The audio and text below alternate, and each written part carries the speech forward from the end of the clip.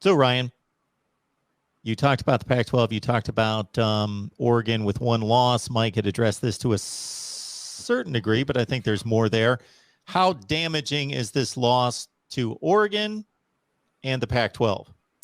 Nationally, I mean, I think Yes. Pac-12 is hanging by a thread. So I thought this year that you needed to have an undefeated champion to be able to even be in the conversation. I was surprised when Oregon jumped to 3, to be honest. I knew they would jump because of that Ohio State win, but I thought 3 was a little much. But, it is what it is. Oregon wasn't going to say no to it.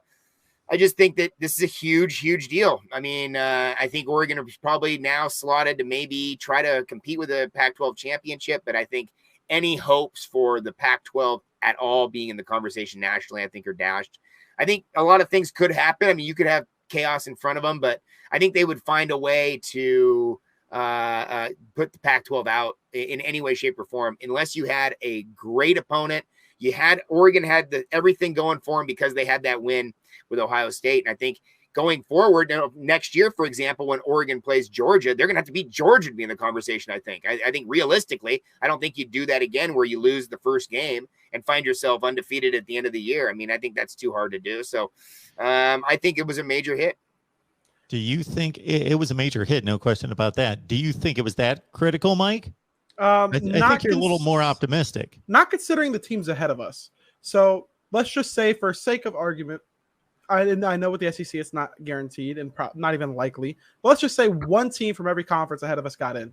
We'd be the first out. There's 3 Big Ten teams, 2 SEC teams, a Big 12 team, and a Group of 5 team. Oklahoma has looked very mortal. They could very much lose to Texas this coming week. Iowa, Penn State, Ohio State all have to play each other. And if it comes down to Ohio State, we do have that head-to-head win. Alabama and Georgia. Georgia is the one who I think is undisputed.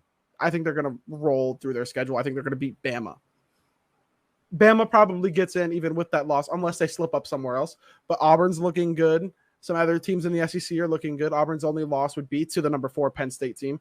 A lot of these teams are going to have to play each other by the end of the year. And us only dropping to 8 was a godsend. If we dropped, I agree.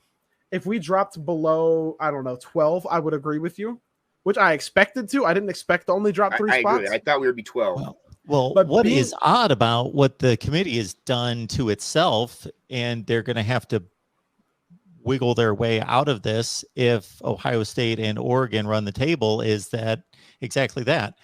So it shouldn't be to anybody surprised that Ohio State's the highest ranked one-loss team, even though they really haven't beaten anybody that good. They just didn't drop. And but that's what you get for winning all the time. So that's the kind of the treatment that you get at a few different places. I don't agree with it. I've got Oregon ranked ahead of Ohio State. They beat them head-to-head, and they got the same record. But Ohio State's going to be facing much more difficult competition than Oregon. So they're going to do nothing but build up their resume. But if they both keep winning, Oregon has to be put into a playoff ahead of Ohio State if they both go 12-1 and are conference champions, I think. Yeah, you showed it on the field. You could say, oh, yeah, they got better throughout the season and, they played tougher opponents. But they showed it on the field. Oregon won that game.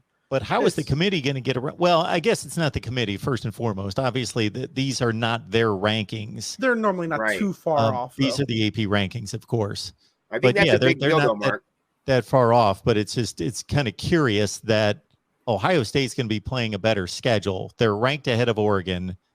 You know what it seems like? There's no way you can select them over Oregon. It seems like the AP has been trying to do what the playoff committee claims they do, which is take injuries into account, which might be why Oregon jumped so high after beating Ohio State, because of the players we were down.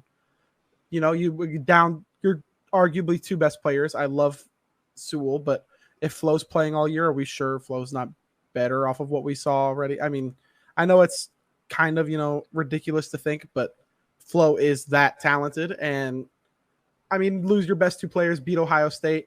And then I think maybe the reason we only dropped 3 is because of how many players we were down. I think it was 7 players on defense, 2 players on offense, an offensive coordinator. All weren't able to play throughout the entire game. Plus, I had started drinking before Kayvon got ejected. So I didn't even realize he got ejected. Yeah. And if they do take that into account, as they say, I mean, I think it could really benefit us. I would say, yeah, I agree to all these points. I think that Ohio State has the best opportunity because they're going to have the toughest schedule going forward. If Penn State wins against Iowa and Ohio State beats Penn State, I think you've set yourself up for a pretty good resume there. They also have, if Oregon keeps winning, they have the best loss of anybody. I do think, though, you're right, that it, depending on how the actual playoff committee ranks them when they put out their rankings, that could be a different thing. They could take the head-to-head because they have said that head-to-head means something to them. But I think the whole Cincinnati thing is going to be an interesting one. I thought if Notre Dame beat Cincinnati, then Notre Dame would put a pressure on the situation because both those schedules look like their future looks pretty simple, to be honest, not a huge in front of them. I also think Oklahoma is going to be right there at the end. I know people haven't liked Oklahoma this year. I agree, but they're not doing great on offense. They're barely beating teams, and they're dropping in the rankings every week. I mean, every week they win a game and they drop. So the committee's also proven that they'll move teams around even if they are winning. But it seems to me that automatics, you're going to have the two SEC schools, the way that those two schools are playing. I don't think anybody in the country would have a problem with those two schools playing in the 4-team, and they'll probably see each other for the championship. Who knows? But I do think that you're going to find a way to get the Big Ten in because I do think the Big Ten is the second best conference, and then you're going to find a way to get the Big 12 in, and the Pac-12 is going to be on the way out. See, I don't know. I think Oklahoma loses this game, and I think they probably drop another one. Well, they got this one and then the Oklahoma State at the end of the year. But other than that, the Big 12's been a little up and down with – they've got some wins there. They've got some teams with some wins, but it's not the greatest opponents that they're facing either. No, but Oklahoma always like they were losing most years to Kansas State. Like they barely escaped, and they have struggled against bad teams. Big time. And Oregon was struggling against bad teams, and it cost them eventually. And Oklahoma could be in the same scenario, right? And it's the offense that they can't control right now, which is normally not the problem. Normally they outscore the heck out of everybody. It's their defense. Now it feels like their offense is not the thing that's clicking. So there's question marks there for sure. But I think there's a lot of teams out there. I know BYU has a weird situation. They could go undefeated and still not be able to qualify for it or something. I think they're just a New Year's 6 team. But the idea is that there's a lot of teams in it right now. I mean, I was talking with a guy today who's convinced he thinks Michigan is going to win out. I was like, what are we talking about? It's week 5. Every year we have this with the 5 teams or 5-0 teams. I said, it'll all work itself out by the end of the year. The blue bloods will be there at the end. And if Oregon is in the 6 or 5 conversation and Ohio State's right in front of them, then yes, you're going to have a lot of people out there, if they do have the same record, saying this isn't right. Oregon beat them head to head. And maybe you have a weird thing where it flips at the very last second. But at this point, I'm at 90% sure that the Pac-12 is going to be out. I think the main impact of it is if you do make the playoffs, you wanted to be that 2 seed and avoid playing one of the SEC schools because they're going to play 1v4 most likely because one will be just coming off of a loss. And you wanted to not play an SEC school in the first round. But now with that loss of Stanford, you're very much likely, in my opinion, to play Georgia. Not going to be a fun game, especially if we have no deep threat passing game and we try to go there front 7. People don't want to hear this. I say this quite often when we get down to this. Would you rather have a national championship berth and get blown out, or would you rather go to the Rose Bowl on New Year's Day and play the second best team out of the Big Ten and have a good shot at it, possibly end the year with a win and rejoice? Now, as a fan, somebody who's going to actually be in the stadium, at that point, I'd choose the Rose Bowl. I've been to the national championship and lost that thing. I've been to a Rose Bowl where we won it. Hell of a lot better day to be at the Rose Bowl. But to get to the Natty and lose, you want a playoff game. Or I'm talking about losing the first round of the playoff game. I'm talking about that first week. You're already done. I don't see the Ducks winning the first game. I mean, the biggest diss on Oregon right now is, hey, you haven't made the playoff in so many years. The biggest diss on the Pac-12 is you guys don't ever make the playoff. It's not you haven't made a Rose Bowl. But because it's contractual. Buddy, trust me. I thought the Ducks had every shot at it. They looked like they were the part. They had that opportunity. But I think that unless they play phenomenally better in the next 5 weeks or so, I don't think you're going to see it. I think if they keep playing the way they're playing right now, they'll lose to Washington or UCLA on the road or whatever. I think there's only one roster in the country that if they pull it together, and I'm not I'm not forecasting this. I think the odds are still stacked against them, but they are the one team that could stand in the same field with Georgia and Alabama, and that's Ohio State.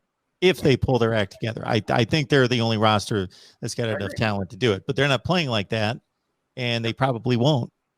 Most teams show their hands by 5 games, show what they're going to be, and a lot of improvement is difficult to that degree to accomplish. So I'm going to make a statement, and either one of you or both of you can either take your medicine or you can push back on it. And I hate to do this because you guys are amazing guests, and I love having you guys here. I don't even consider you guests. You guys are contributors here at the Voice of College Football, of course. Thanks, Mark. The Pac-12 is awful. Oh, yeah. Yeah. Okay. They've proven it. You can't lose if you're Washington, you can't start the year losing to Montana at home. That's unacceptable. Arizona lost to NAU the week before they played the Ducks. What kind of favor are you doing the Ducks on that point? You can't do that. If you're a Power 5 conference, you cannot lose to the lower conferences. That's just not acceptable. We're still better than the ACC, and that's all that matters to me. I think if UCLA didn't beat LSU and we didn't beat Ohio State, I wouldn't be saying that. I think there are good teams out here, and I think there's good football out here, but UCLA would comparatively, win the ACC this year. when the Pac-12 shows up in these bowl games, they get embarrassed. When they have these non-conference games, if it wasn't for the Ducks beating Ohio State and UCLA beating LSU, we would have been completely steamrolled